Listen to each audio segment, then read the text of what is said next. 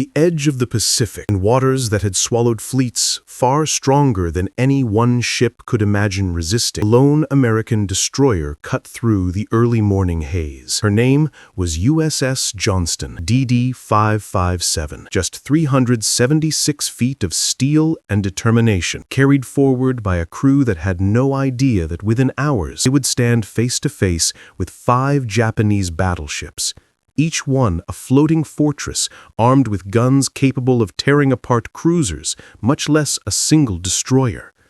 But as the sun began to rise on October 25, 1944, off the coast of Samar in the Philippines, the men aboard her would learn what it truly meant to fight against impossible odds. The morning began quietly, too quietly for the men who had spent days supporting the landings on Leyte. The sea was calm, broken only by the low thrum of engines and the soft hiss of wind across the bow. But beneath that peace lurked something far more unsettling: reports of a massive Japanese surface force that had vanished during the night. No one knew where it was. No one knew where it might strike. And as the ship's radar operators scanned the horizon, they didn't realize they were only minutes from discovering the truth. Just after 0645 hours, a soft call broke across the radio, then another, and another. The voices carried tension, disbelief, and then fear. Large Japanese ships heading toward us. The crew of the Johnston scrambled to their stations. Men wiped sleep from their eyes as the general quarters alarm echoed through the narrow steel passageways. Boots hit the deck. Hands tightened on equipment. And above them, the horizon began to fill with shapes. Dark, enormous, unmistakable. It was not a small enemy task force. It was not a scouting unit. It was nothing short of one of the largest surface fleets assembled by Japan since the beginning of the war, the center force of Admiral Takeo Kurita. 5 battleships, including Yamato, the largest battleship ever built. 7 cruisers, 11 destroyers. They had surprised the American escort carriers and screening ships of Taffy 3, and now, sailing straight toward them at high speed, their guns trained forward, was a fleet designed to wipe carriers from existence. Aboard the Johnston, Captain Ernest E. Evans stared out at the approaching enemy and understood immediately what this meant. His ship, a destroyer with 5-inch guns, was tasked with protecting slow, thin-hulled escort carriers that had no armor and aircraft unprepared for naval combat at such close range. If these carriers were destroyed, thousands of men would die. There was no time to wait for orders, no time to think about the consequences. Evans simply said, "All ahead flank." The destroyer surged forward. Engines roared. Spray flew up in sheets as the bow slashed the sea. The men aboard could feel the shift, not just in speed, but in purpose. Every sense sharpened, every heartbeat quickened. They were racing toward battleships that outweighed them by tens of thousands of tons. No destroyer had ever attempted what Evans was about to do. By 0700 hours, the first Japanese salvos landed. Towering pillars of water rose around the destroyer, so close that the deck rattled under the impact. Each shell was larger than an entire torpedo from the Johnston. The air shook with the pressure, the echoes rolling across the sea like thunder. But the crew kept going, focusing on their stations, using training and instinct to drown out fear. The Japanese fleet tightened its formation, preparing to unleash full firepower. To them, this lone destroyer must have looked suicidal, charging across open water straight towards some of the biggest guns in naval history. But Evans knew what he was doing. He knew that a destroyer's greatest weapon was not its guns, but its torpedoes and the element of surprise. At 0710 hours, closing fast, the Johnston turned hard to port, hiding behind a curtain of smoke. Inside, the deck vibrated as the torpedo tubes locked into position. Men shouted coordinates, others braced themselves against the bulkheads. The destroyer emerged from the smoke, aligned perfectly toward the Japanese heavy cruiser Kumano, an enormous ship bristling with armor and firepower. "Fire," Evans ordered. Torpedoes sliced into the water, leaving frothy trails behind them as they sped toward the enemy line. Seconds stretched into eternity. The sea seemed to hold its breath. And then impact. A dull, heavy explosion rumbled across the waves. Kumano lurched away, bow shattered, forced out of the battle. It was the first blow of the fight, and it came from the smallest ship in the American formation. But there was no time to celebrate. The Japanese battleships redirected their fire, angry at the audacity of the destroyer now dancing in and out of smoke. The next volley landed close enough to rock the Johnston sideways. Men grabbed for support as equipment swayed. But the ship kept going, weaving through incoming fire with every ounce of speed her engines could produce. By 0800 hours, the Japanese battleships were so close that the roar of their guns felt like an earthquake. Towers of water exploded around the Johnston. The sea churned with shockwaves. The sky darkened with smoke as ships on both sides fired relentlessly. Still, Evans refused to pull back. He ordered his gunners to target the bridge of the Japanese cruisers, then the turrets, then anything that might slow their advance. The 5-inch guns hammered away. Shells clanged across enemy decks. The Japanese returned fire, but the Johnston's small size and constant maneuvering made her a difficult target. Then came the moment that would define the battle. Shortly after 0830 hours, the Japanese battleships managed to slip closer than ever.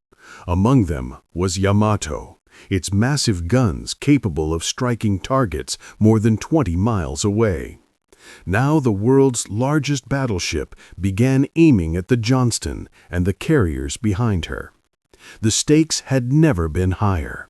If Yamato broke through, the American task group would be obliterated. Evans saw the danger instantly. He turned again, racing toward the advancing battleships. Men aboard the Johnston realized what he intended, and a quiet understanding settled across the deck. They were going to draw fire on purpose to protect the carriers. Johnston surged forward. Smoke poured behind her. The destroyer zigzagged across the water, firing continuously at the armored giants. Aboard the Japanese ships, officers shouted in disbelief. How could this small vessel still be pressing the attack? Why hadn't it withdrawn? The Japanese gunners became frustrated, shifting their aim back and forth, trying desperately to hit the destroyer that refused to die. For nearly an hour, the Johnston fought at ranges no destroyer was ever meant to face. At times, she came within 10,000 yards of ships that could sink her with a single accurate hit. The crew felt the shock of each near miss. The hull groaned, the decks shuddered, but the ship endured. And around them, the American carriers continued their retreat, launching every plane they could muster. By 0920 hours, however, the exhaustion and strain of constant battle began to take a toll. Equipment jammed. Smoke stung the men's eyes. The sea churned with debris. Spotters struggled to see through the rising haze of cordite and burning fuel. For the first time, the Johnston began to slow. Not drastically, but enough for the crew to feel the change. Evans refused to stop. He ordered the engine room to squeeze every remaining nut out of the ship. The men obeyed, pushing the machinery to its limits. The deck vibrated again, this time with the strain of overworked engines. Still, they pressed forward. Then came another turning point. Around 9:40 hours, as the Johnston continued her attacks, several Japanese ships suddenly began to break formation. Confusion rippled across the enemy line. Their commanders saw aircraft swarming overhead. They saw smoke and damage from unexpected directions, and they believed, incorrectly, that they were facing a full American surface fleet instead of a handful of escort ships. The Johnston had played a key role in creating that illusion. The Japanese hesitated, and in battle, hesitation is deadly. Minutes later, the American carriers managed to slip farther away. Their aircraft, now fully airborne, began harassing the Japanese ships relentlessly. The skies filled with engine roar and tracer fire. The sea trembled under the sound of bombs striking water. The pressure mounted on the Japanese commanders, and gradually, unbelievably, they began to pull back. The Johnston had bought them time, precious, impossible time. But the destroyer herself was now nearly spent. Her ammunition stores were low. Her engines were battered. The crew was exhausted, drenched in sweat and seawater. And yet they still fought, firing whatever they had left as the enemy retreated. By late morning, the Japanese ships were withdrawing, disappearing into the horizon. The sea that had once echoed with thunder now grew eerily quiet. Smoke drifted across the water in thin veils. The crew of the Johnston looked around, stunned by the realization they had faced one of the most powerful fleets ever assembled, and lived long enough to see it turn away. Captain Evans stood on the bridge, calm despite the chaos around him. The men respected him not just for his courage, but for his refusal to abandon them. He had led them into the heart of the enemy line, and he had done it with complete confidence in their ability. Later that afternoon, other American ships moved in to assist survivors from the battle. The legacy of the Johnston's actions spread quickly. Stories of a destroyer that had charged battleships, a crew that had refused to retreat, and a captain whose bravery would earn recognition long after the war. In the years that followed, the Battle off Samar became one of the most celebrated naval actions in American history, and at its heart was the moment when a lone destroyer attacked 5 battleships to protect the lives of thousands of others. The courage of the crew, the sacrifice they made, and the impossible odds they faced all combined to form one of the most legendary stories of the Pacific War, proof that determination can challenge even the mightiest of enemies. As the decades passed, historians, veterans, and naval officers continued to speak of the destroyer that had gone farther, fought harder, and stood longer than anyone could have expected. The name USS Johnston became a symbol of resolve, a reminder that even the smallest ship can change the course of a battle when guided by extraordinary leadership and an unbreakable crew. And year after year, the story continued to inspire those who studied it, one of many untold chapters of courage that emerged from the vast and unforgiving Pacific. This was just one of countless untold stories from the Second World War. Subscribe to Scary Soul as we continue to bring these forgotten chapters of history back to life.